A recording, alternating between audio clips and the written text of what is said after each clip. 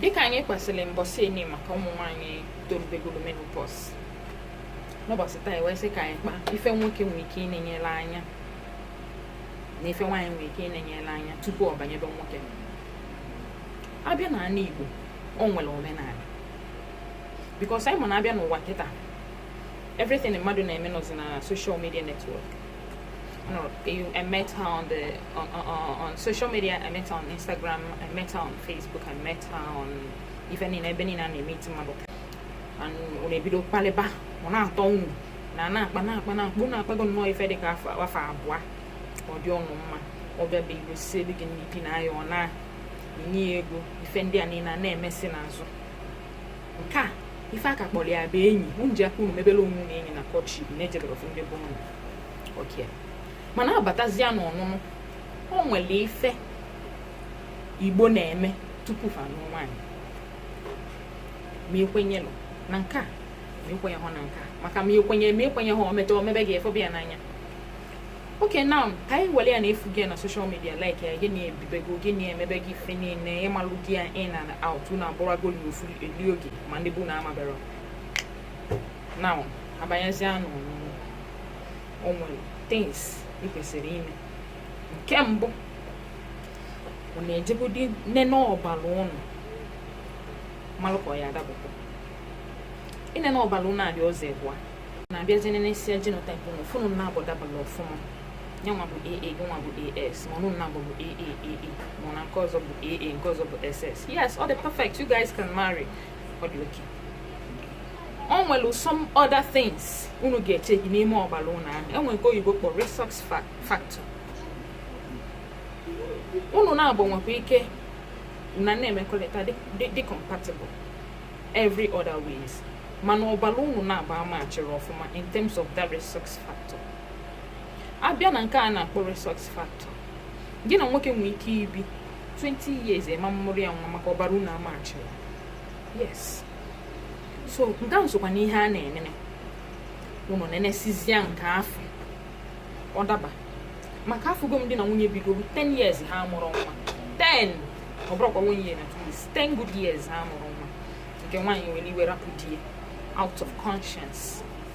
This guy is a nice guy. He needs a child. And na ya nwa ama nnụnụ na ya nụgo ka ya ga-anọ na ya nwe agbago mbọ ya ga-agbalị ya for 10 good years ọ mụtara nwa na ya chọọ ka ya nyeli ya efe ka ọ malụ ka ọ ga-anụta nwaanyị ọzọ wee mụọ nwa. The woman left the husband on that basis. Aka m nọ ebe SS3 JS3 mgbe ife a na-eme after ka ọ rapụrụ di mmadụ na-agba abụ di na nwunye eji ama atụ ebe ịma ihe bụ na mmadụ na-agbafuru onwe fa n'anya ọ mmadụ na-agba ka eji ama atụ ma mkpafa mana onye ọbụla mara ebe ntụ amalụgo ndị na-ekwu. The woman left the husband on that basis. Pụọla onwe ya ọ tere aka o mitie ya nọda ma ya na-ebi ogologo piam o take in. Does it tell me that the man was impotent? No, he wasn't. Just that the resource factor did not match. And on that basis, mgbe ha mara dị ife na-eme nke nwaanyị na-eme n'ụdị na ya na-apụrụ di because na ezigbo mmadụ ka ọ nweta mmadụ ka ọ mụọ nwa nke nwa ga-abụ nwa nke ọ chọrọ adoption. But now he found out that she can take in, and she actually took in for the other guy. She married the other guy. After can Nwanyi recover from what people may term heartbreak, he went and married another woman. People were like, what is happening? I did not know about this. So all this while, and they go 10 years loving themselves until when they're separate ways, they started giving birth the other way. So in this regard, after Kango says school, we are go to course and going to school. I understood what that resource factor of a thing meant. Then owebolia bono kwesịrị so n'ihe izizi nwoke na nwaanyị ọbụla sị na ha fụrụ onwe fa n'anya chee nụ onwe fa ga enene mara ma ọ dabakwa ka ọ hapụ ego mgbe ya mesịrị ejitobe ihe ị ga-aṅụ ka o wee bụ na etoolu ime were mụọlụ dị gị mma.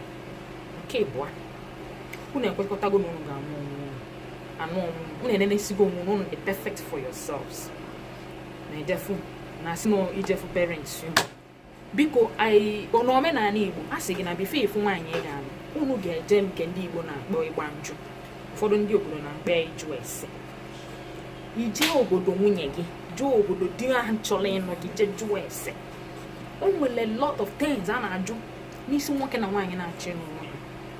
Nke mbụ, kedu ka ezinụlọ ahụ ị na-achọ ịbanye ya dị? Yes, kedu ka ezinụlọ ahụ ị na-achọ ịbanye ya dị? Ha bụ ndị kata ka ha bụ ndị udo? Kedu ka ha dị? A na-ajụ ya na-ese. Igbo ga-asị gị na ụzụchi kpụ egbe ya na egbe anya n'ọdụ ka ọfụ o si dị. My dear, nne nwunye gị kedu ụdị mmadụ ọ bụ? Ọsọ n'ife a na-ajụ na-ese. Onye ị na-eje ịnụ ezinụlọ ha ala adị na be ha, agwụ ọ dị na be ha, itigbu mmadụ ọ dị na be ha, so many other things. Mana abịazi n'ụwa nkịta ndị mmadụ rapụ ifefa kwesịrị eju jụbazie ma ọ bụ oru ma ọ bụ amadi. My dear, ask those questions that matter so that now when your spouse start misbehaving, ị mara ebe o si abịa. I check kwue obodo ha kedu ihe ha na-asọ nsọ. Ihe obodo ha na-asa nsọ ọ bụ ife gụnwa na onwe gị bụ nwanyị na-abata ebe ahụ ga-emenwu ga-edinwu kwa mgbe o ruru echi akpọba ekwensu gbara ọtọ n'ụzọ na-agagharị.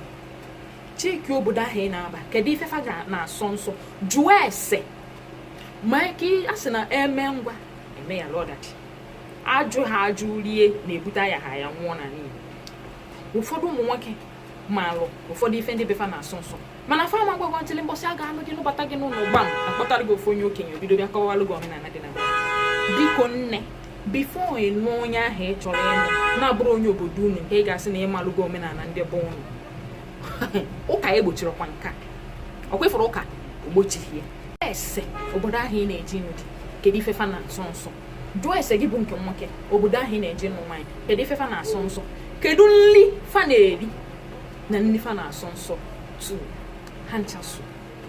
My dear, mgbe ị jụzuru ife ndị a niile na-ịgba njụ dissatisfied, ị bịazịa tụlee ma ife ị jụtara ma ife gụnwa na onwe gị nọ ebe ahụ ga-emenwu. Ọ gbakọrọ up ebe ruo tomorrow abịa sị admin please hide my ID. My husband rapụ ime ịnụta onye agwụ na-akpa ọ bụ onye ịka ndị be anyị sị na ịka onye ịka nọ na be ha enwegokwa problem. Jụọ ajụọ bifo itinye n'ọnụ ka ịrapụ iji aka gị ite nke ga-egbu gị. Ọ gwụkwakwa ọra m n'ọnụ.